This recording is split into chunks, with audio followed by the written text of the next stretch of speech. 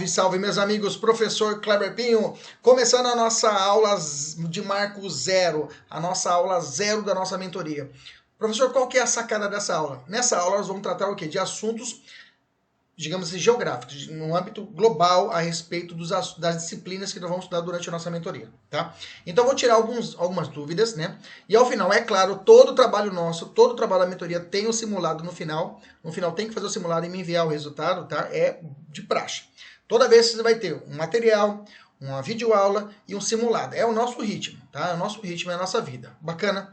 Beleza? Inclusive, questões que eu tirei de concurso público. Então, essa aula de hoje não é digamos assim, jogado fora. Bacana? Beleza? Então, primeiro, vamos entender. Até eu marquei a aula como a disciplina de introdução ao estudo do direito. Na verdade, não é introdução ao estudo do direito. A introdução ao estudo do direito é uma disciplina que eu já lecionei também, né? Já lecionei já lecionei, eu acho que praticamente todas as disciplinas. Só direito previdenciário eu acho que eu não lecionei. Mas foi ótimo, né? Foi ótimo que eu aprendi, eu abri minha capacidade de entendimento de vários assuntos, né? Eu acho que Deus me preparou para isso, né? Para mim estar aqui com você na sua mentoria, te preparando aí da melhor forma possível para você ter êxito na sua aprovação. Bacana? Beleza? Então, primeiro ponto, o que é direito, professor? O que se entende por direito? Então, segundo uma etimologia, eu vou ler para vocês, a palavra direito é a qualidade daquilo que é regra, oriunda do adjetivo latino directus, o que é reto. Então, a ideia de direito, ela perpassa por um conceito multidimensional. Eu tenho vários conceitos, várias análises de direito. Se a gente for aprofundar a análise de Ulpiano, Sócrates, Aristóteles, a ideia de justiça, a de ética, tem vários conceitos, várias dimensões, mas isso não é nosso objetivo, tá? Só lembrando que lá na época do Romano, eles teriam que o que era certo era ius, né? E o que era errado, o que era considerado ilícito, era chamado de injúria, né? Injúria, como nós conhecemos hoje a injúria lá no direito penal, né? Então a ideia era essa. Isso aqui não cai em prova, é só pra gente ter uma noçãozinha básica. Então a semântica na atualidade significa direito está conforme a própria lei ou o conjunto de leis. Então o direito, ele que regulamenta toda a vida do ser humano, né? Regulamenta toda a vida, toda a estrutura das relações humanas é necessário o direito. O direito ele vem como esse marco regulatório, bacana? E aí eu venho tratando o que seria a fonte do direito. O que nos interessa é isso. Não interessa isso, é saber qual é a fonte do direito. Por que eu tenho que estudar a lei, professor? Para que eu vou no concurso público? Eu vou fazer um concurso público para, sei lá, merendeira da prefeitura de Pipopó do Oeste. Para juiz federal, eu preciso saber os extremos, eu tenho que saber a lei. Vou explicar isso agora para você. Vamos entender isso. Então, o que seria a fonte do direito? Cada ramo de direito tem sua própria fonte, né? Mas uma coisa que você tem que saber de cor, tá? Para o direito brasileiro, isso cai em prova, inclusive está no nosso simulado, a lei é a fonte primária. A lei é a fonte primária. Bacana? Beleza. Lei, leia-se regra. Lei é igual a regra, ok? A lei e a regra são sinônimos. Então, eu fiz uma tabelinha, não sei se você viu aí, eu coloquei norma jurídica e coloquei de um lado regra e do outro lado princípio. Então, quando eu falo norma jurídica, estou falando de regra, de lei, e estou falando de princípio. Professor, vai devagar. Vamos lá, vamos devagar. Vou fazer uma pergunta para você que eu quero que você... Não precisa responder agora, só quero que você pense. O que é mais importante? O que prevalece em um conflito? Em uma briga entre a lei e um princípio, o que prevalece? Segunda pergunta, ou até mais fácil a gente consegue chegar à resposta. O que vale mais? Aliás, o que veio primeiro, a lei ou o princípio? Essa é mais fácil. Você falar lei ou princípio, você pensa, bom, o princípio, ele vem antes da lei, professor, porque o princípio não matarás, não roubarás, não cobiçar a mulher do... Lembra lá os 10 mandamentos? Lá, bacana? Então eu tenho um princípio que é ali estabelecido, não uma regra, uma lei feita pelo legislativo, mas eram princípios. E esses princípios inspiraram hoje, por exemplo, o homicídio. O crime de homicídio não nasceu de hoje, o 121. Veio de um princípio falado de não matarás. Um princípio cristão. Bacana? Aquela ideia da olho por olho, dente por dente, da lei de Italião. Aliás, da regra de Italião lá atrás. Código de Hammurabi tratava disso. Então essa evolução veio hoje e fundamentou e cristalizou numa lei. Então eu tenho que o princípio, ele antecede a lei. Bacana? Então o princípio, ele inspira. O princípio, ele serve como instrumento de interpretação. E o princípio, ele é um instrumento de introdução da norma. Quando tem uma lacuna, um buraco, não tenho lei para aquele determinado assunto, eu posso utilizar o princípio. Então, princípio tem a mesma força de uma lei. Então eu falei, o que prevalece, o princípio ou a lei? Depende, mas os dois têm a mesma força. Eu quero que você entenda isso. Um artigo de uma lei feito pelo legislativo tem a mesma força de um princípio. E a mesma coisa, o princípio tem a mesma força de uma lei. Tá? Essa é a teoria moderna, a teoria de Hart e outros caras que pensam isso, mas não vamos entrar em profundidade. Uma aula tranquila, um bate-papo que nós estamos falando aqui agora. Mas entenda o seguinte, então o princípio ele tem a mesma força cogente do que a lei. Quer um exemplo de uma coisa simples? Por exemplo, se o cara furtar esse copo, que eu comprei ali na van, copo bonito, comprei esse copo, porque eu acho que foi 40, 50 reais, sei lá. Bacana? Se o cara subtrair esse copo, alguém pegar esse copo de mim numa aula, o cara vai e leva o copo, subtrai. Para si ou para outrem, coisa alheia móvel. Ele cometeu um crime que está estabelecido numa lei? Sim ou não? Sim. Existe uma lei que fala, quem furtar o copo, quem furtar coisa alheia móvel, comete o crime de furto. Pronto, então eu tenho uma lei. Mas existe de outra banda um princípio. Um princípio, nada, rico é baratinho, esse copo que é barato. E outro lado tem um princípio, qual barato? 70 reais esse copo aqui, 70 reais. Mas de outro lado eu tenho um princípio, presta atenção, larga a mão da minha vida, presta atenção aqui na aula. Presta atenção na aula, bacana. De outro lado eu tenho o princípio da insignificância, perfeito? Então se eu tenho uma lei de um lado e o princípio da insignificância, pode ser, além do valor do copo, mas também de outros requisitos que nós vamos aprender durante o curso, que esse crime não ocorra, que não exista o crime por força de um princípio. Então nós já tiramos uma ideia que o princípio ele pode prevalecer sobre a lei. Bacana, beleza? Tranquilo? Então essa é a primeira noção que eu tenho para você a respeito de regra e princípio. As duas, tanto a regra como o princípio, eles eles são norma jurídica. O princípio é a regra do tudo ou nada. Ou é uma lei revoga a outra. Não tem conversa, né? Enquanto existe uma lei ela só está vigente enquanto não vem outra que a revogue. Então uma lei ela vai tendo sua vigência renovada até que vem uma lei e fala, a partir de agora não existe mais você, é outra lei. Revogou ela, passa a valer a outra. Então o trabalho é revogação. Uma lei mata a outra revogando. Não existe mais essa lei, existe uma nova lei. Lei de licitação é a lei 866. Não existe mais a lei de licitação, foi renovada, veio uma outra lei, 2021. Então essa lei, ela revogou a anterior. Lei é essa regra, é tudo ou nada. Ou é uma lei ou é outra. Uma revoga, outra não revoga. O princípio não. O princípio, quando há um choque entre princípios, não há revogação de um do outro. Eu deixo de aplicar ele naquele momento, mas no outro eu coloco ele aplicar. No momento eu aplico um, no momento eu aplico outro. Então aqui segue outra regra. Se você quiser anotar no material, tá aqui escrito no final. Ponderação. Quando existe o conflito entre princípios, isso cai em prova, viu? Quando cai conflitos em qualquer princípio constitucional e tudo mais, eu utilizo a regra da ponderação. Bacana? O que é mais ponderação traduzindo, o que é mais razoável? Por exemplo, vou te dar exemplo. A minha aula tem que ser exemplo, senão você não entende. Imaginamos a seguinte hipótese.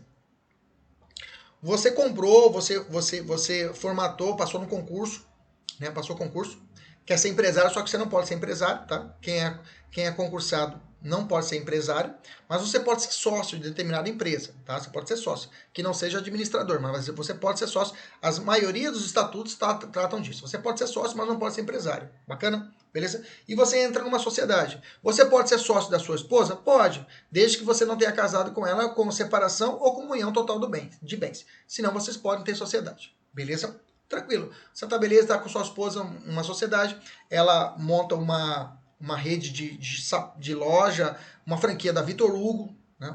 Vitor Hugo, e você, digamos, passou para a polícia. Beleza? A sua esposa montou a franquia ou vice-versa, né? Montou a franquia da Vitor Hugo e você virou polícia. Só que você contrata uma senhora para poder fazer a limpeza e some uma bolsinha assim, que vale pelo menos uns R$2.000 lá do cantinho onde aquela senhora faz a limpeza. Já falei isso várias vezes, mas só para você entender.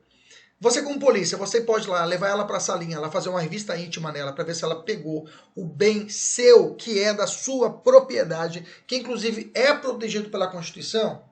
Você pode fazer isso? Aí você vai ter que colocar na balança. De um lado você tem o seu direito de propriedade, que a Constituição protege. Mas de outro lado eu tenho o princípio da dignidade da pessoa humana, que é da senhora. Você não pode fazer uma revista íntima dela. Então, nessa situação, o que vai pesar? A revista íntima ou a propriedade? Vai pesar a revista íntima.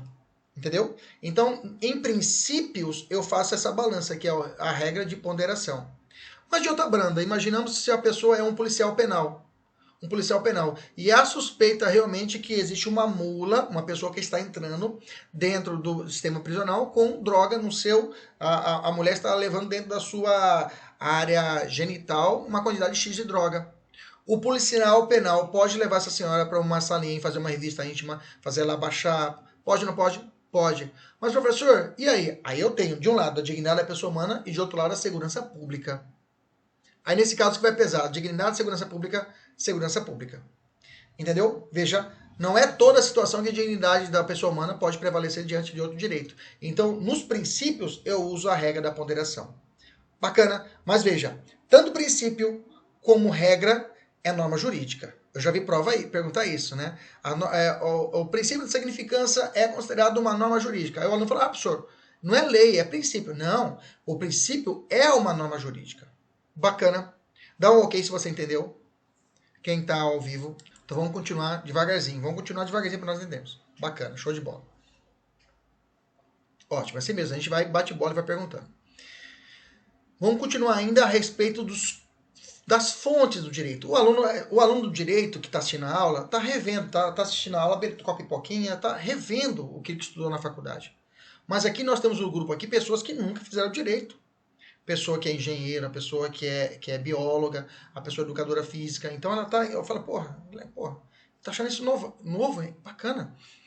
E eu te falo, viu? Esses alunos que não são do direito, eles têm mais potencial de acertar as questões e passar em concurso do que a pessoa que é do direito, porque nós do direito, tudo quer duvidar. Não, mas tem a corrente doutrinária. Não, vai sequinho. A partir de agora, tira essa roupagem que você sabe alguma coisa, tá? Tira, deixa guardado dentro do seu armário lá, quando você for advogar, mas no curso, esqueça isso. Faça um exercício e fala, eu não sei pomba nenhuma e quero aprender do zero. Se você fazer isso, se você tiver esse exercício de humildade, você vai ser aprovado em qualquer concurso público, qualquer exame de ordem. Bacana? Beleza? Quem for fazer exame de ordem. Então, fontes do direito. Então, outra fonte do direito, outra fonte onde emana o direito, você tem que buscar onde é que tem o direito, professor? Ah, na lei. Entendi, professor. Ali surge o direito? Surge o direito. É a fonte principal? É a principal, inclusive, para nós aqui do Brasil. Agora eu vou falar sobre isso.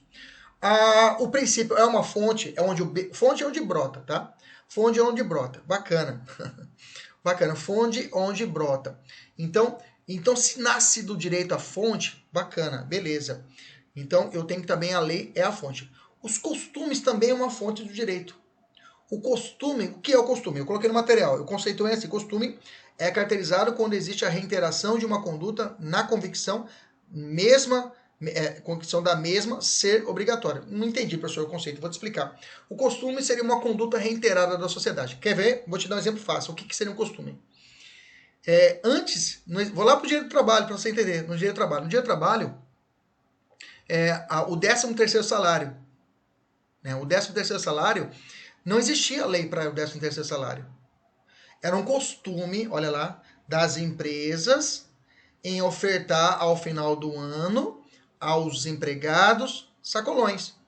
E esse costume foi reiteradamente ocorrendo e isso virou uma lei. Então o costume, ele pode gerar uma lei? Pode. Okay? Costume tem sua classificação. Tá? O que não pode existir é o chamado costume in malam partem, né? Que é um costume negativo. De fazer as coisas erradas não dá para converter para a coisa certa. In malam partem. Ok, te dei um exemplo do direito trabalhista. Vou te dar um exemplo do direito penal, por exemplo. O direito penal tem o furto noturno. O furto sobre o repouso noturno, a lei não fala quando se dá o repouso noturno. Não fala se é das 18 às 5 da manhã. Não fala. Não fala que se é do crepúsculo à alvorada. Não fala. Mas o que seria o repouso noturno? O delegado de polícia na sua sensibilidade da sua localidade, onde ele está lotado, o investigador, o juiz depois, vai entender que naquele local, naquela cidadezinha, o repouso noturno se dá a partir das 21 horas, por exemplo. Ou o repouso noturno vai se dar a partir das 23 horas, por exemplo. Então, o costume nesse local vai gerar a possibilidade de existir ou não existir um crime. Ou melhor, majorar ou não majorar um crime. Entendeu o costume? Quer ver um outro exemplo de costume para poder fechar? Quando você vai estacionar aqui na capital, né? Você tem a Avenida do CPA, que é a avenida principal, a Rubens de Mendonça. Aí tem uma sequência de farmácias, né? Aqui na avenida. Aí você encosta o seu carro, bacana? Quando você desce do seu carro, já tem um moleque que já grita. Aí você olha, o cara faz assim, ó. Se você fazer assim, o que acabou de fazer? Fechou o quê? O contrato. Um contrato tácito. É verdade. Se ele fazer assim e você fez assim, fechou o contrato tácito. Ou seja, ele está falando, vou cuidar do seu carro. Você respondeu, beleza, pode cuidar. Você sabe, se ele cuidar, você vai ter que o quê? Pagar para ele. Veja, isso é um contrato tácito, tá? E esse costume pode gerar, por exemplo, a regulamentação do flanelinha. É isso mesmo. Pode gerar uma regulamentação dessa categoria. Como acontece, por exemplo, no Rio de Janeiro. Lá tem a regulamentação da categoria de flanelinha. Okay? Então, a regulamentação, bem que direito do trabalho só legisla no âmbito da União, mas a regulamentação dessa categoria, através do sindicato, pode existir. Tranquilo? Entendemos isso? Então, o costume é isso. Doutrina. O que é a doutrina? Doutrina é o que os estudiosos da área do direito produzem. São as obras, né? São as obras doutrinárias. Por exemplo, eu tenho aqui a doutrina aqui antiguinha, mas tá bom de exemplo. Por exemplo, eu tenho essa obra aqui do direito administrativo do professor Alexandre Maza. O Alexandre Maza é um doutrinador de direito administrativo que gera uma fonte de conhecimento. E essa doutrina pode gerar algum direito? Sim. A doutrina pode ser fundamentada? Sim. Ok? Professor, para prova, professor, para de ficar falando de coisa, para prova. A prova, por exemplo, cai lei? Cai princípio? Cai costume? Acabei de te dar um exemplo de uma situação de costume de furto, por exemplo. Doutrina cai, professor? Cai, mas assim, digamos assim,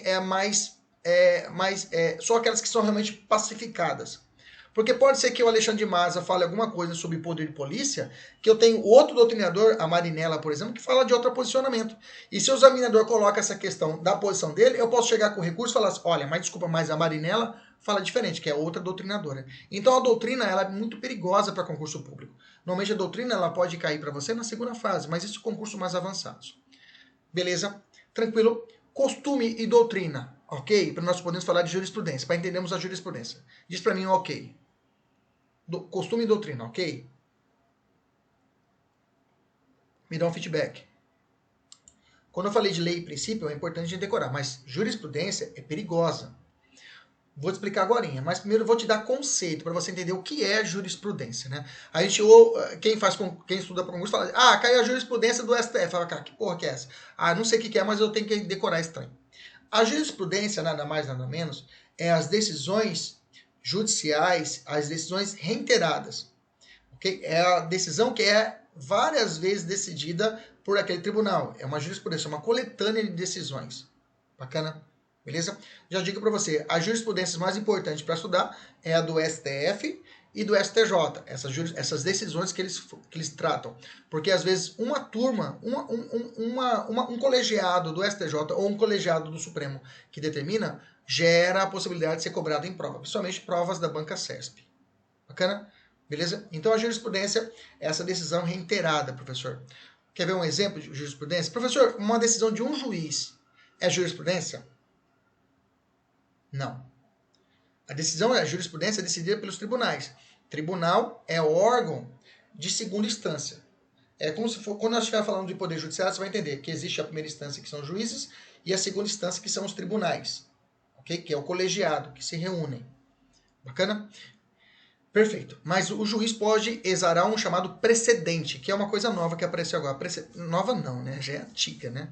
Mas vem se cobrando agora falando muito do precedente. Mas deixa o precedente. Primeira coisa, jurisprudência.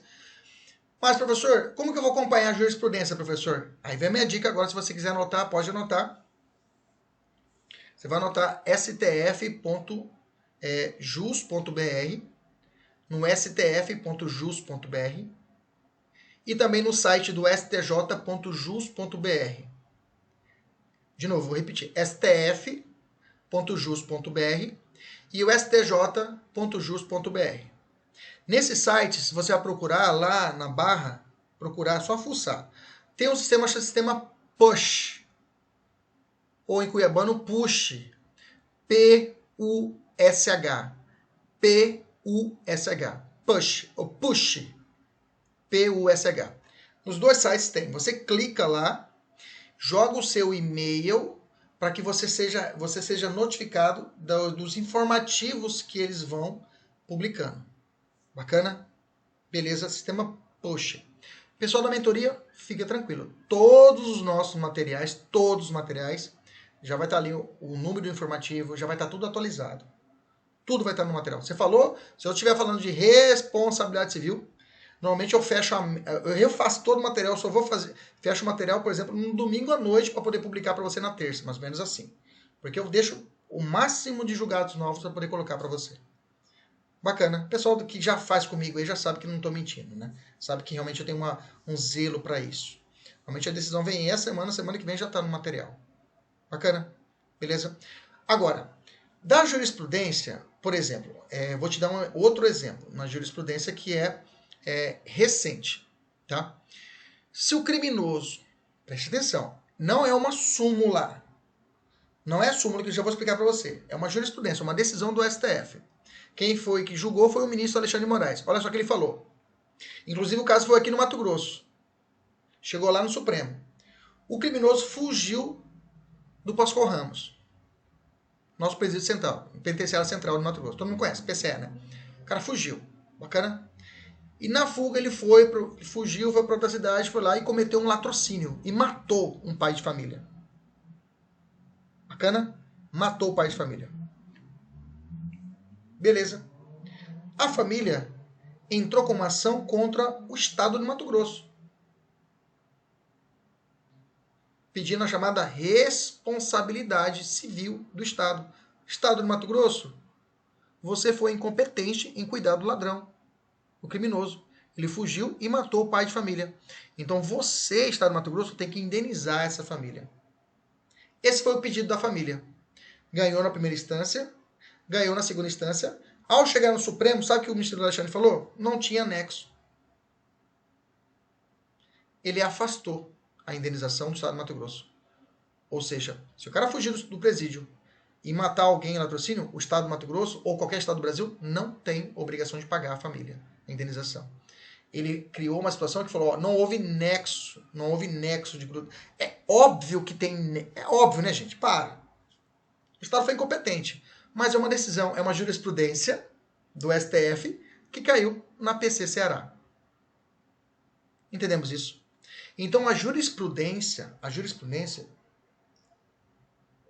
é isso. Professor, como que eu vou atualizar? Já te dei os caminhos para quem não é da nossa mentoria. O pessoal da mentoria vai estar facilitado que eu vou mastigar para você. O trabalho sujo é comigo. Jurisprudência é isso. Professor, e súmula? Bom, se eu tenho uma jurisprudência, a súmula seria o quê? Seria um passo a mais. Se a jurisprudência eu decido várias vezes. Vamos fazer o seguinte, vamos fazer um verbete. Vamos fazer não é lei, mas é uma súmula, que vai orientar todos os juízes que estão aqui embaixo. Então, os juízes que estão aqui embaixo, o juiz de base, olha para o Supremo já falou, tem uma súmula no Supremo que fala, no crime de roubo, a simples inversão de posse era seu, agora é meu, o crime está consumado. Então o juiz aqui no Mato Grosso, ele não pode, se ele querer, não há consumação, foi tentativa. O cara roubou, saiu correndo, 15 metros depois o pessoal pegou ele. Então o juiz fala, para mim, não é roubo consumado ou furto consumado, não é. Não é. Ele teima, o juiz teima. Mas o Supremo já tem súmula, já falou, olha, tá na súmula. Se ele inverteu a posse, o crime está consumado. É seu. Se furtou ou roubou é seu, é meu agora, mesmo que ele vira e dá um passo e leva um soco na cara, o crime já estava consumado, não foi tentativa. O Supremo já decidiu isso. Então, um juiz aqui embaixo, se ele teimar, fazer bico, não vou obedecer o Supremo. O Supremo fala, o Supremo só fala, beleza. Mas quando esse processo chegar aqui em cima, você vai tomar. Quando esse processo chegar aqui no Supremo, o Supremo fala, nós já temos um entendimento. Se você chegar com isso, a gente não vai voltar. Então, por isso que serve a súmula. A súmula, na verdade, a súmula é para poder barrar, para que não chegue recurso lá para o Supremo ou para o STJ, para os caras não trabalhar. Já fala, então já sabe que não pode, então nem admite o recurso porque está indo contra a súmula. Entendeu? A súmula não é lei, mas é a decisão do Supremo reiterada. Aí eu tenho uma súmula que a gente chama de súmula persuasiva. Quem fala isso nem é um professor de direito penal, é um professor de direito processual civil, chamado Fred Didier Jr. Fred Didier chama de súmulas persuasivas. Persuasiva, por quê? Persuade, segue aqui. E eu tenho a chamada súmula vinculante. Aí essa aqui é perigosa. A súmula vinculante, você pode anotar no seu caderno, a Constituição Federal trata dela no artigo 103A. Tá? Súmula vinculante, quem emana ela, que é esse verbete, essas decisões reiteradas, é o Supremo. Então o Supremo, quando ele faz essa súmula vinculante, o nome já fala, ela vincula. Aí é obrigatório, tem que obedecer. O juiz não pode fazer bico, tem que obedecer. Todo o poder judiciário, todo o poder executivo tem que obedecer a súmula vinculante. Preste atenção.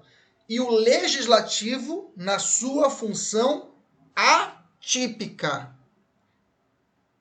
Repito, quem tem que obedecer súmula vinculante do Supremo? Repito, todo o poder judiciário, toda a administração pública, poder executivo, federal, estadual, municipal, distrital, todo mundo tem que obedecer a súmula. E o poder legislativo na sua função atípica. Como assim? É que o legislativo tem uma função típica de fazer lei. Essa função típica, ele não precisa obedecer o Supremo. Não obedece o Supremo, de fazer lei.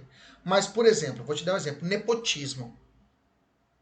Até terceiro grau, se o cara é desembargador, não pode contratar a esposa dele, cônjuge, ou até o terceiro grau. Bacana, não pode contratar, que é nepotismo. Isso é uma súmula vinculante. Então o judiciário não pode fazer isso.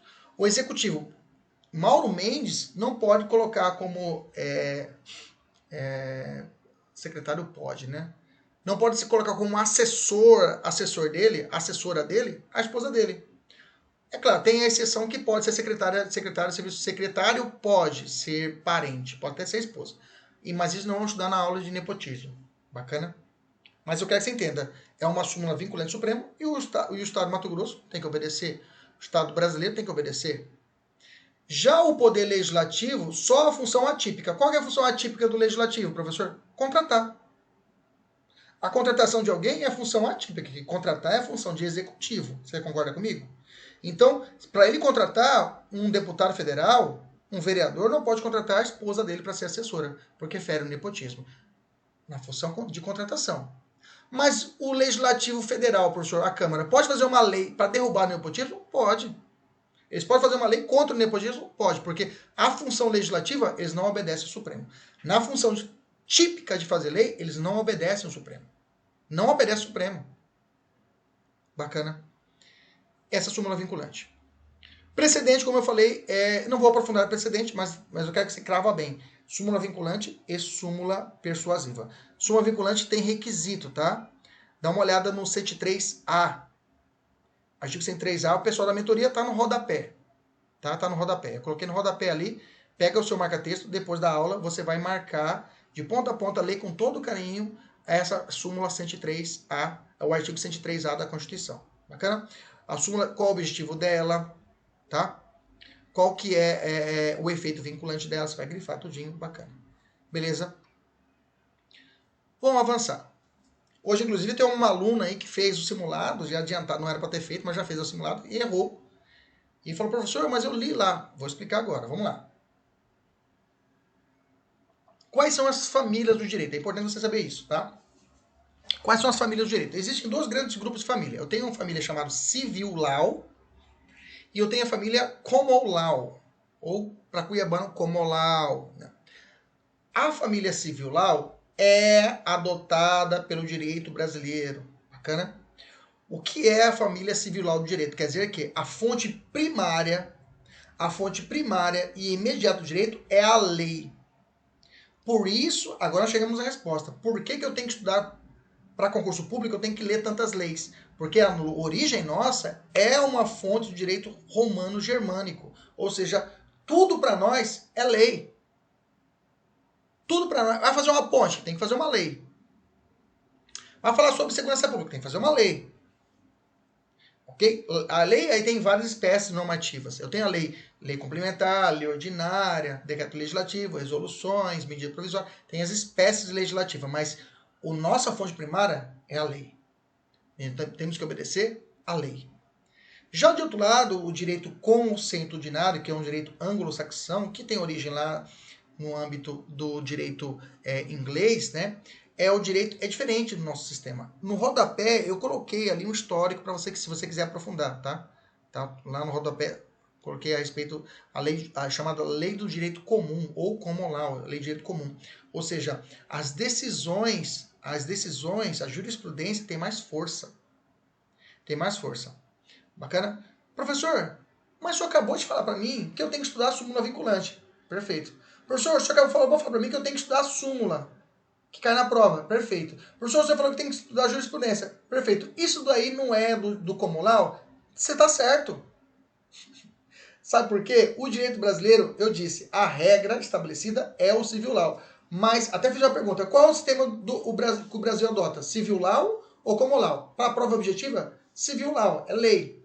Mas o Brasil tem uma tendência, e hoje tem uma tendência disso, de dar uma olhada com mais carinho para a jurisprudência. Para a súmula. Por isso que é cobrado tanto em prova. A gente conhecer tantas decisões do Supremo. Por causa dessa tendência. E aí o professor Fred Didier, vou beber de novo da fonte dele, ele fala isso. Ele fala que o Brasil é um sistema Brazilian Law. É um sistema brasileiro, que ele faz, eu tenho o civil law como regra, mas utiliza os precedentes, utiliza a jurisprudência como fonte também secundária do direito.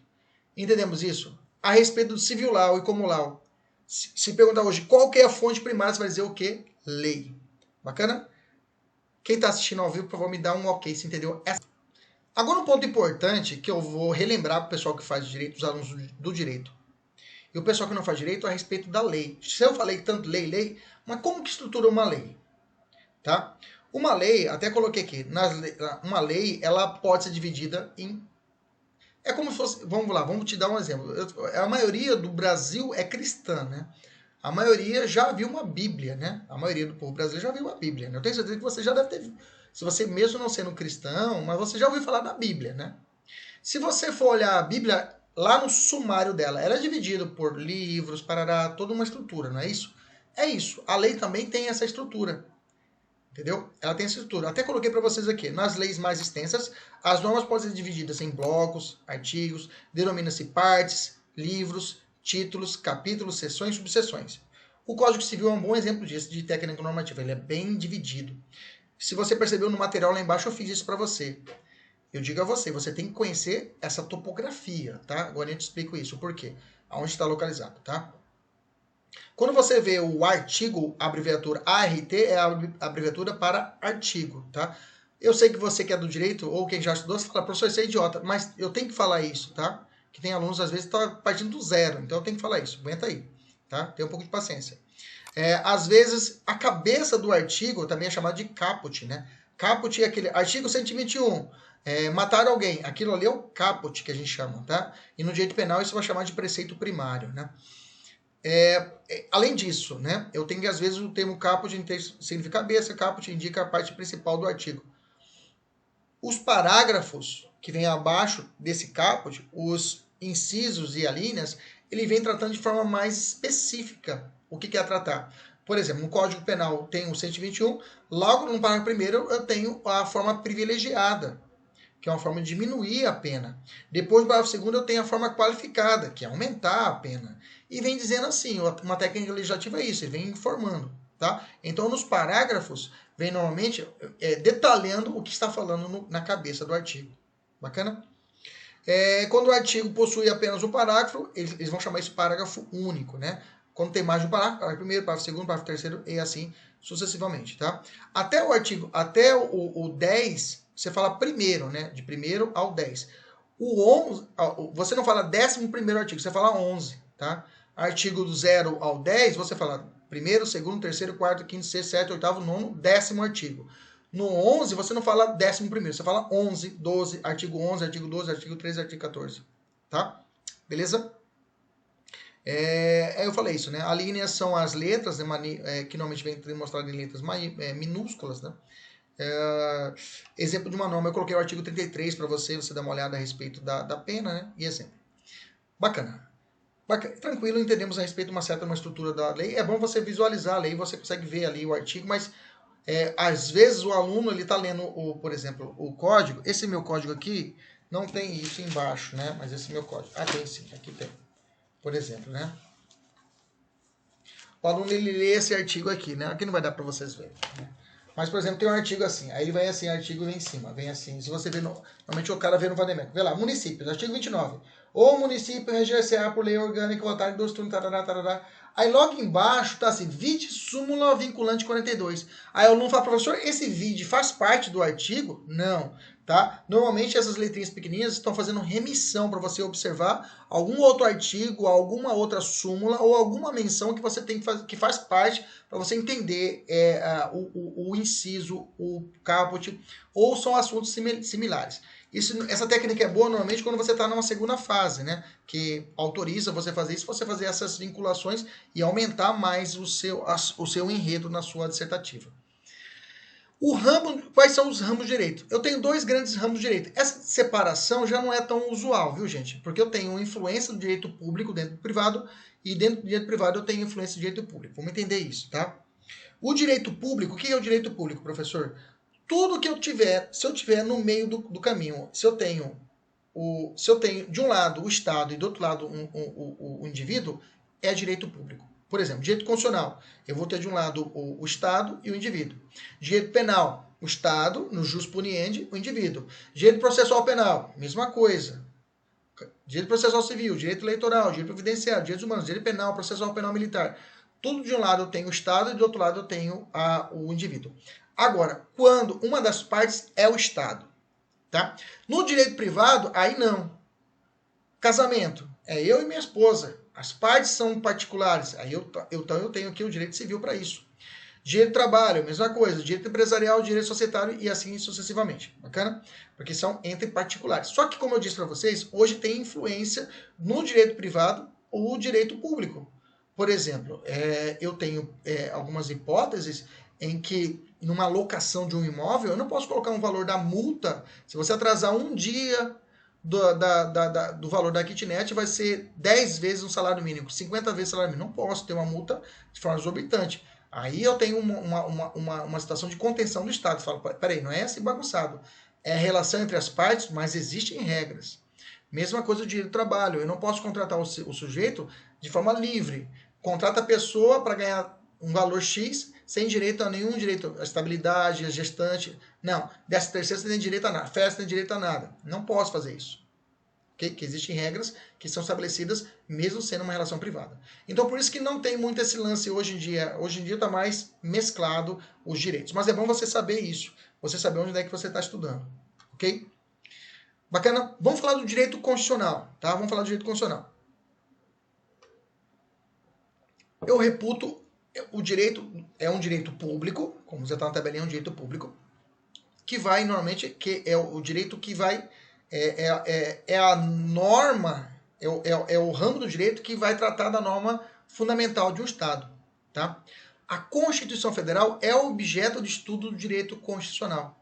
Meus amigos, Constituição não é a mesma coisa de Código Penal.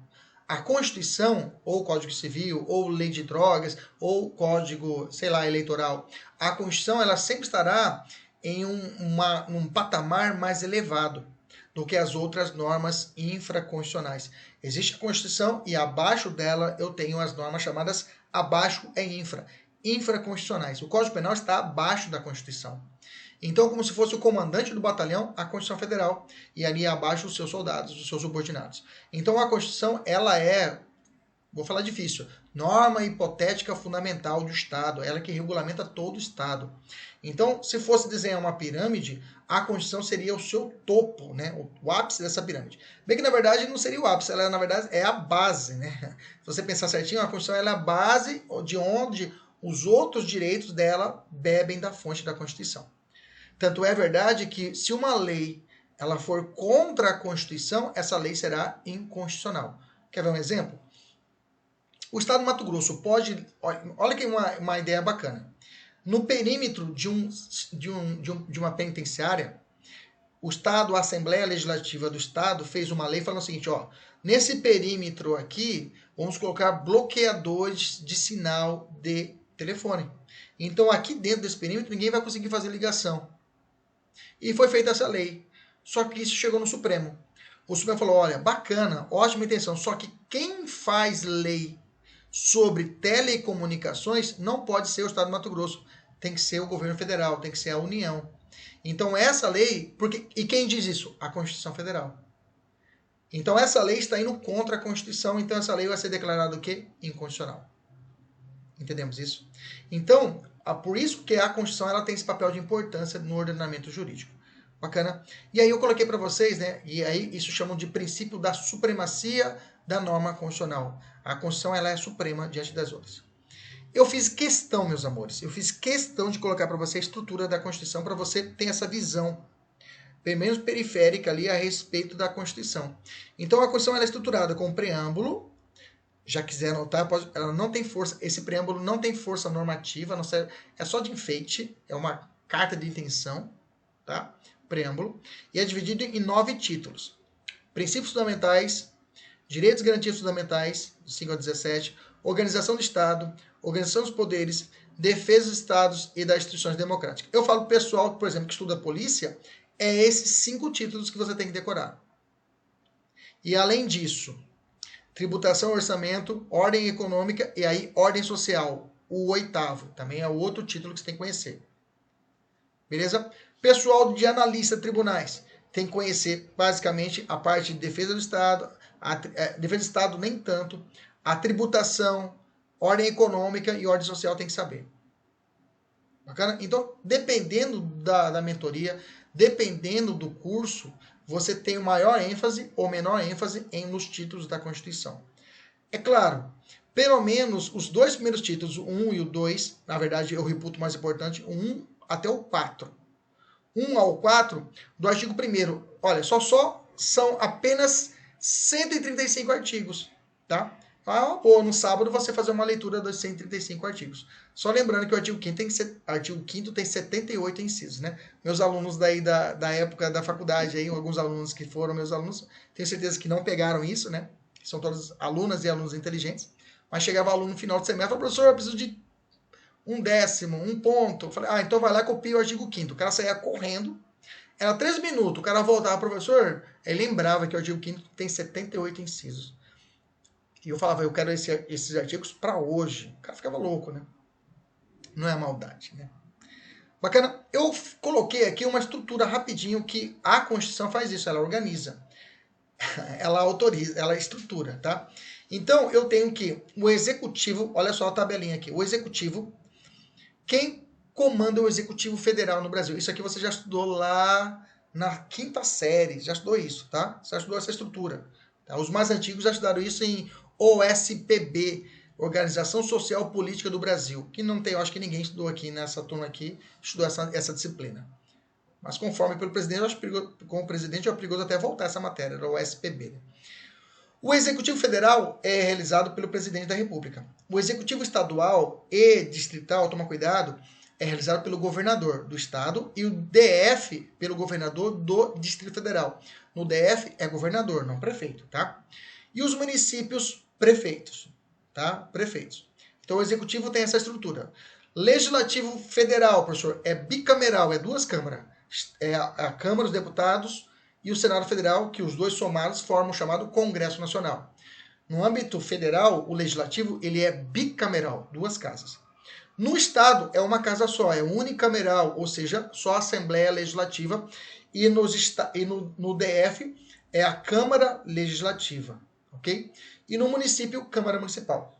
O Judiciário, já no âmbito federal, ele é dividido na Justiça Comum Federal, e eu tenho as Justiças Especiais Federais, que é a Justiça do Trabalho, a Justiça Eleitoral e a Justiça Militar, elas são federais, tá? Não estou falando militar estadual, estou falando militar federal. Militar estadual ele é composto na Justiça Comum Estadual, tá? Mas nas Forças Armadas é Justiça Federal Militar, tá? No Estado, eu tenho uma justiça? Tem a Justiça Estadual, a Justiça Comum Estadual. Não tem no Estado Justiça Especial Estadual, viu, gente? Sempre vai ser Justiça Comum Estadual, nos juizados especiais, nas varas militares e outras mais.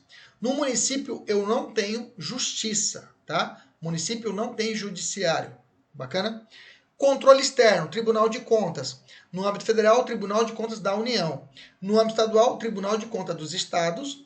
E no âmbito dos municípios, se já existe um Tribunal de Contas do município que foi criado antes da Constituição de 88, as contas do município serão por eles regulados. Agora, se o município não criou um Tribunal de Contas depois de 88, não pode mais criar. E aí, quem vai cuidar das contas do município de Cuiabá, por exemplo? O Tribunal de Contas do Estado. Em São Paulo, eu tenho o Tribunal de Contas Municipal. Bacana? Ele cuida do município de São Paulo. Bacana? Professor, direitos humanos. Vamos lá, direitos humanos. É igual ao direito constitucional? Direito constitucional é a mesma coisa de direitos humanos? Não, viu, gente? Direitos humanos são normas que reconhecem e protegem a dignidade dos seres humanos. É o âmbito, digamos assim, internacional, âmbito cosmopolita. Deixa eu te explicar para você entender e nunca mais esquecer direitos humanos. Olha só. Minhas queridas alunas que estão assistindo essa aula aqui agora. Os seus filhos, você tem o dever de educar os seus filhos? Ou os meninos que já têm filhos? Você tem o dever de educar seus filhos, sim ou não? O ECA determina isso. Sim ou não? Só responde sim ou não. Sim. Isso é chamado de poder familiar. Bacana? Então existe, dentro da minha casa, aquela regra, quem manda na minha casa sou eu, beleza? Beleza. Bacana. Aí o cara fala assim, eu já ouvi isso em entrevista, né? O cara tinha algemado a criança, ele tinha amarrado a criança, falou assim, dentro da minha casa, ele disse, dentro da minha casa, quem cuida, quem educa meus filhos sou eu. Beleza? E eu posso fazer o que quiser com eles. Opa, calma aí. Não é assim, parceiro. Porque mesmo que você esteja dentro da sua casa, dentro do seu núcleo, existe fora da casa do sujeito um complexo de leis. Existe o ECA, existe a Constituição que fala, ó, você não pode tudo. Você não pode castigar o seu filho de uma forma desumana, porque pode existir normas que podem recair sobre você. Entendeu isso? Bacana? Pergunto. O Brasil, dentro do seu mundinho, pode fazer o que quiser com os brasileiros? Pode trabalhar, determinar a pena de morte em qualquer situação, pode expulsar estrangeiro, pode fazer tudo o que ele quer dentro do território brasileiro? Mesmo raciocínio. Só que numa visão macro. O Brasil, existe fora do Brasil um complexo de normas protetivas aos direitos humanos, que estão fora e falam, Brasil, você não pode tudo. Nem sempre foi assim. Na época da Segunda Guerra Mundial, era isso. Era soberania absoluta. O país falava, olha, eu faço o que eu quiser. Eu faço com o meu cidadão as regras, a lei estabelecida é posta, é assim, acabou. Ninguém tem que meter o bedelho aqui dentro, porque quem manda aqui sou eu, é soberania absoluta. Só que depois de 45, na Segunda Guerra Mundial, viu as barbaridades realizadas principalmente pelo governo alemão, sob o regime nazista, falou, não, pô, tem que existir um controle externo, tem que existir um controle forte. Já existia a premissa de direitos humanos, lá atrás, Cruz Vermelha, já existia. Tratado de Versalhes, já existia, mas não deu certo. Foi necessário criar um sistema forte, e aí nasceu o sistema global, chamado sistema da ONU, unusiano. Então, direitos humanos é quando eu olho para fora do Brasil e falo, cara, existe um complexo de normas que protege o ser humano. que protege o ser humano até do Estado brasileiro. Entendeu? Então, às vezes, uma norma fundamental, um direito fundamental mesmo, por exemplo, da proibição de tortura, tem na nossa Constituição? Sim. Tá onde? Artigo 3º, artigo 5º, inciso 3 da Constituição. Perfeito. É um direito fundamental? É um direito fundamental porque está na Constituição, no plano interno, em plano nosso.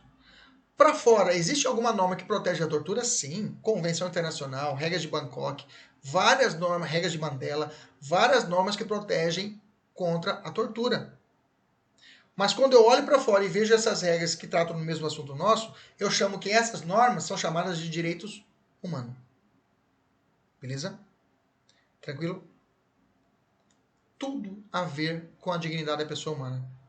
Os direitos humanos, ele tem por premissa a proteção do ser humano. Tanto é que a nossa Constituição fala que tem que existir a dignidade da pessoa humana, bacana? Mas existe também tratados internacionais que tratam da proteção da dignidade da pessoa humana. Na verdade, a dignidade da pessoa humana é o farol que deve guiar a nossa Constituição. É o farol que deve guiar a nossa Constituição e o farol que deve guiar todas as nossas normas infraconstitucionais, porque quem fala isso é a Constituição, e a nossa Constituição tem que olhar para cima e olhar as normas internacionais e seguir essas normas internacionais que também eles tratam da proteção dos direitos humanos. Então eu jogo na Constituição e na Constituição eu jogo no meu plano interno. Por isso a importância de nós estudarmos os direitos humanos. Os direitos humanos têm um sistema de controle, tem o sistema global e tem o sistema regional. O sistema regional os documentos mais importantes é a Declaração Americana de Direitos Humanos e também a chamada Pacto São Servanda, a Convenção Interamericana de Direitos Humanos, a Convenção Interamericana de Direitos Humanos, né? Você já ouviu falar o Pacto São José da Costa Rica, né? Você já ouviu falar do Pacto São José da Costa Rica ou a Convenção Interamericana de Direitos Humanos. Essa é uma norma muito importante, que vem caindo em todas as provas. Desde analista, desde OAB, desde polícia, polícia IBAMA, tudo cai a Convenção Interamericana de Direitos Humanos. Bacana, é importante o conhecimento da Convenção Interamericana de Direitos Humanos no âmbito nosso, regional interamericano, e no âmbito externo, no âmbito unusiano, que é da ONU, a Declaração Universal de Direitos Humanos de Direitos do Homem de 1948. Bacana. Então, direitos humanos é isso. Direitos humanos, por favor, não é uma pessoa. Ah, lá vem direitos humanos, né? Pensa que direitos humanos é uma pessoa, é uma entidade. Não é isso. Direitos humanos, ela protege a todos, até você que está falando bobagem. Ela é universal. Bacana? Beleza? Saindo na parte de direito constitucional, direito humanos, vamos falar de direito administrativo. Precisa de uma regulamentação da atividade da administração pública. Quando eu falo direito administrativo, eu vou tratar o quê? Do executivo brasileiro. O executivo, do prefeito, do governador, do Banco do Brasil, de uma sociedade de economia mista, da Caixa Econômica, de uma empresa pública. Então, o direito administrativo vai regulamentar, por isso que às vezes o aluno tem muitos alunos têm muita dificuldade em entender o direito administrativo. Professor, o meu calcanhar de Aquiles é o direito administrativo. Porque você não vivencia. Aqueles que estagiam, já trabalham, são servidores, fica mais fácil. Agora, aqueles que vêm do mundo civil, mesmo o pessoal do direito, tem dificuldade em entender a estrutura do direito administrativo. Mas você tem que entender que o direito administrativo, nada mais, nada menos, o objeto de estudo dele é o executivo, é as funções a respeito disso do executivo e também que refletem, por exemplo, no legislativo e no judiciário. O judiciário tem que fazer uma licitação? Tem, que é a sua função atípica, porque a função de julgar é do judiciário, mas que é a função típica. A função atípica do judiciário é fazer uma licitação, por exemplo, contratar uma banca de concurso para um concurso público. Então, essa função atípica, ele vai ter que beber da fonte do direito administrativo. Então, o direito administrativo ele tem esse norte. Ele vai, através de princípios e conjuntos, ele vai trabalhar essa organização. Tem dois grandes grupos. Eu tenho o chamado administração, chamada administração direta, e eu tenho a administração indireta, tá? Que nós vamos falar durante o nosso curso. A direta vai tratar... Você vai lembrar de órgãos, da Prefeitura de Cuiabá, governo brasileiro, a gente lembra da administração direta. Da indireta, eu vou lembrar da autarquia, da fundação, da sociedade de economia mista. Beleza? A gente vai analisar isso. A gente vai analisar também que existem terceiros. Existem pessoas que participam através da concessão pública. Que participam, vencem uma licitação e fazem uma concessão pública. E participam de uma concessão pública. Bacana? Só que você tem que lembrar que no direito administrativo existem dois princípios que são basilares. Um, princípio da supremacia do interesse público. E dois, princípio da indisponibilidade do interesse público. A supremacia quer dizer que, por exemplo, a sua propriedade não é sua plenamente. Você pode perder a sua propriedade de uma forma administrativa. Pode. Eu posso requisitar a sua propriedade de forma administrativa. Bacana? Então, tem que entender que existe para um interesse geral, às vezes tem que sacrificar um interesse privado. Às vezes vai passar uma rodovia aqui, eu vou ter que cortar uma parte do seu terreno. Ou vou ter que colocar uma torre de transmissão dentro da sua casa, do seu terreno. Uma servidão administrativa. Então, o interesse público prevalece sobre o privado. Essa é a ideia do princípio da supremacia do interesse. E quem representa esse interesse público é o Estado, é a administração pública.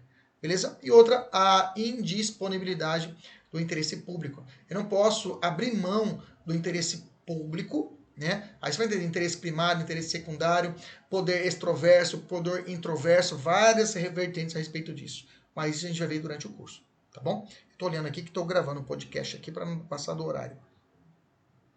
Beleza? Constituição Federal é a principal fonte de direito. Não temos um código como a Constituição é Constituição. Tem uma sequência ali que eu posso beber da fonte e se eu decorar a Constituição, eu vou passar, realmente não vou errar mais questão de constitucional. Direito administrativo, eu não tenho um código de direito administrativo. Eu tenho leis espalhadas. Leis espalhadas são chamadas leis esparsas, né? Leis esparsas. Mas eu coloquei para vocês algumas principais. Carreira Federal, tem que saber da 8.112, de 90, né? Que trata do regime de servidor público federal, né?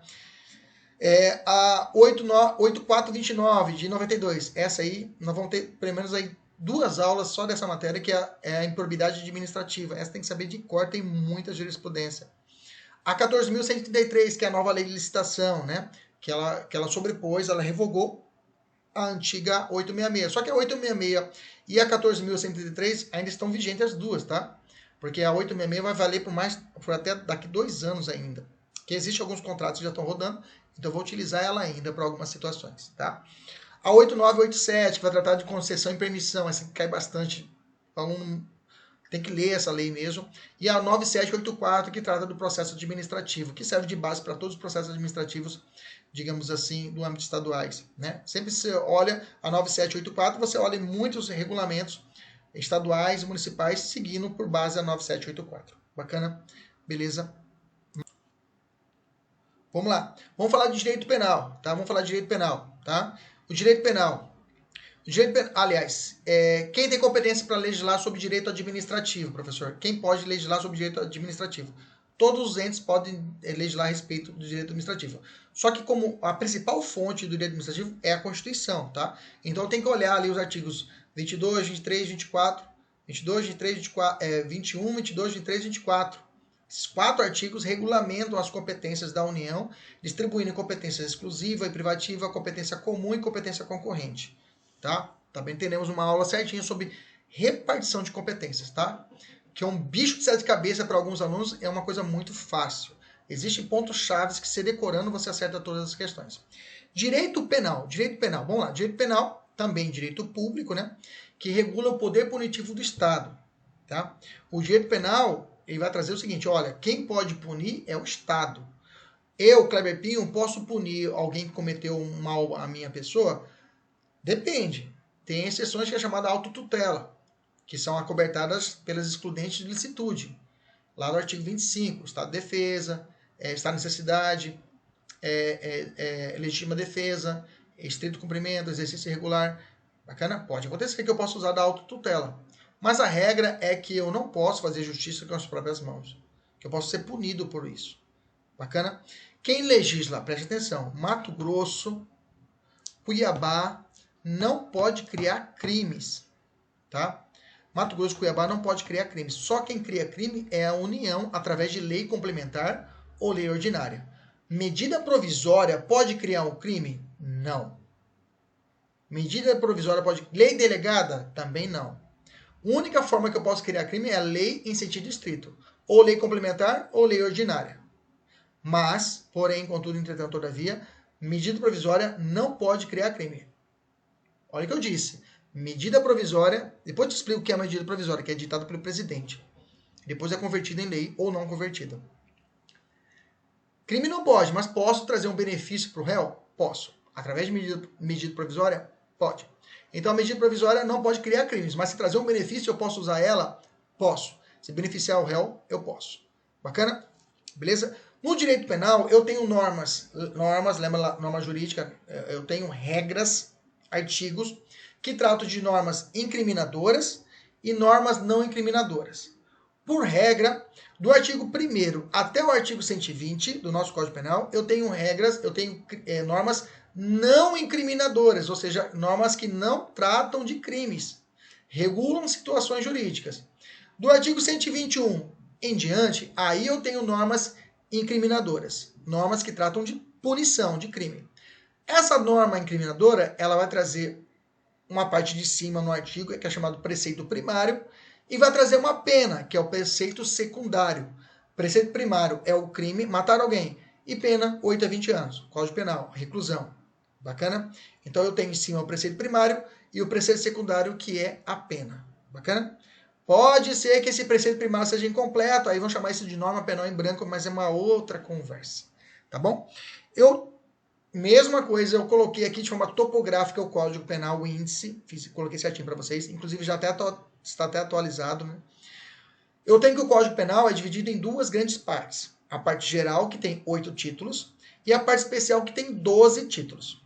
Okay? A parte geral, como eu disse para vocês, do artigo 1º até o 120, não trata de crimes. Okay? E eu tenho do título, na segunda parte especial, eu tenho 12 títulos, que eles tratam de crimes. O título mais recente, tá, é o 12, que saiu a semana passada. Já está aqui no material. Que é o 351, 359I até o 359T, que trata dos crimes contra o Estado Democrático de Direito, que era a antiga Lei de Segurança Nacional, que foi revogada, e agora existe esse crime que está embutido dentro do Código Penal. Bacana? É importante conhecer a topografia. Por exemplo, vai no título, na parte especial, olha aí, no título 1, dos crimes contra a pessoa. Quando você abre os crimes contra a pessoa, tem os capítulos. O primeiro capítulo é crime contra a vida. E aí você encontra 4 crimes. Aí você não erra mais. Se alguém fala para você latrocínio é crime contra a vida, você já sabe que latrocínio está no título 2. É outro título, é crime contra o patrimônio. Aí você já não erra mais. Então é importante você saber essa topografia dos crimes. É muito importante saber. Estou falando sério. Às vezes a prova rasinha coloca isso e você erra. Bacana?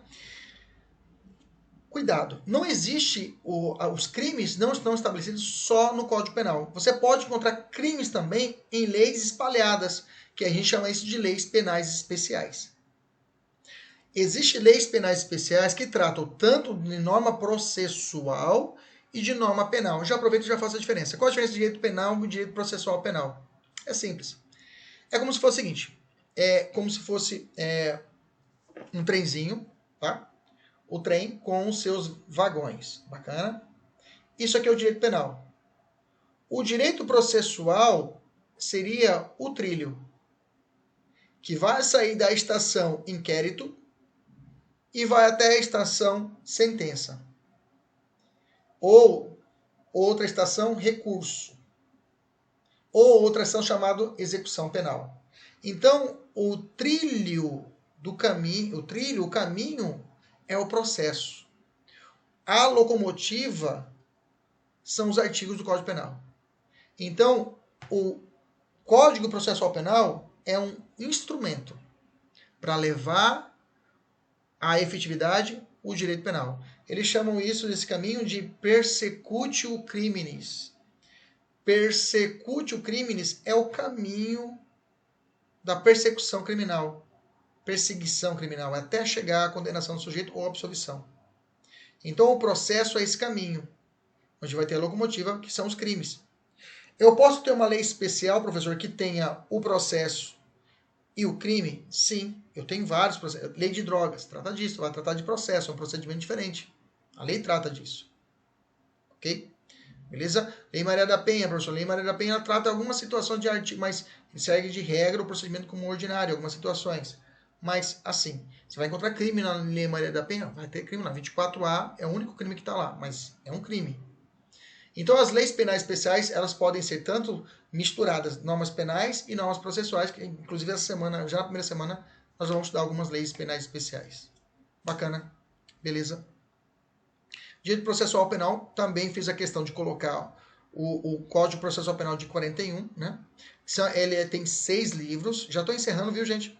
6 livros, né? Título 1 do processo geral, aí depois título 2, processo em espécie. Professor, dá dica aí qual que é o título bacana para a gente estudar aí. Vamos lá. Título primeiro, no livro primeiro, no geral, tá? Pode grifar com a caneta aí. O título 1, disposições criminais, título 2, título 3. 1, 2 e 3. Aí pula o título 4, pulo 4, ação civil não cai tanto. Título 5, competência. 6 e 7. Se você estiver estudando para tribunais, inclui o 8 também. Se você estiver estudando para tribunais, inclui o 8. Se você está estudando para tribunais, inclui o 8 também. Bacana? Todo mundo, título 9, prisões, tem que saber de cor, 283 a 350. Bacana? Pessoal tribunal e OAB, defensoria, título 10, das citações, intimações. Polícia nem tanto, precisa estudar tanto a citação, essa parte burocrática. Beleza? Aí pula o 11 da sentença, ok? Da sentença. Para o pessoal do tribunal. Pessoal de polícia, repetindo, título 1, título 2, título 3, CFO, entra esse pacote. Título 1, título 2, título 3, título 5, título 7 e título 9 desse primeiro livro. Bacana? Beleza, pessoal? Tribunais, só tira a ação civil. Isso. E a parte do título 11. O resto tem que saber tudo. Tá? O tribunal, o campo é mais amplo de aplicação. Vamos lá.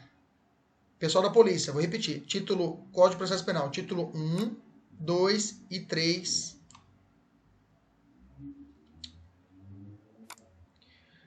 Título 5. Título 7, provas, das provas. São os principais, viu? Título 9, pessoal da polícia.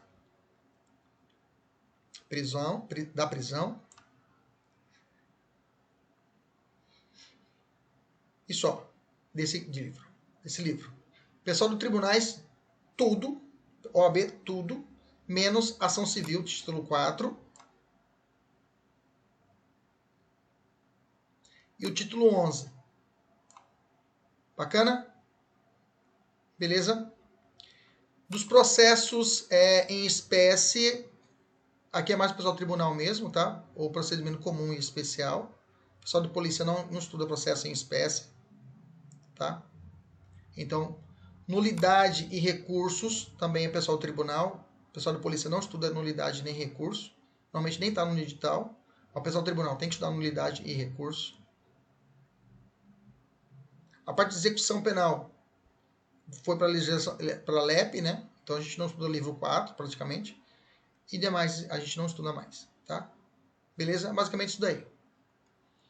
Bacana? Beleza? Gente, era isso que eu tinha a passar para vocês. Foi realmente uma aula bem tranquila, tá? Onde a gente passou aqui os pontos principais. Eu sempre quis gravar essa aula. Eu acho que deu para passar um cenário geral a respeito do direito em si. Agora o pessoal da mentoria tem um compromisso comigo de fazer o simulado de 10 questões. Terminou o simulado, corrige o gabarito que já está comentado embaixo, tira uma foto e me envie, né? Até falou que tinha menos de 10, tinha 1, 2, repetiu 2 terceiras, eu acho, não tem problema. Se tem 2, 3, faz lá, 4, 5, 6, 7, 8, 9, 10, isso mesmo, é que repetiu 2, 3, né? Toca o pau, beleza? Tranquilo? Obrigado, galera, aí, até a próxima, se Deus quiser. Pessoal da mentoria tem aula, viu? Depois eu vou conversar aí. Vou passar para vocês alguns detalhes aí da nossa semana de aula. Um abraço, até a próxima. Tchau, galera.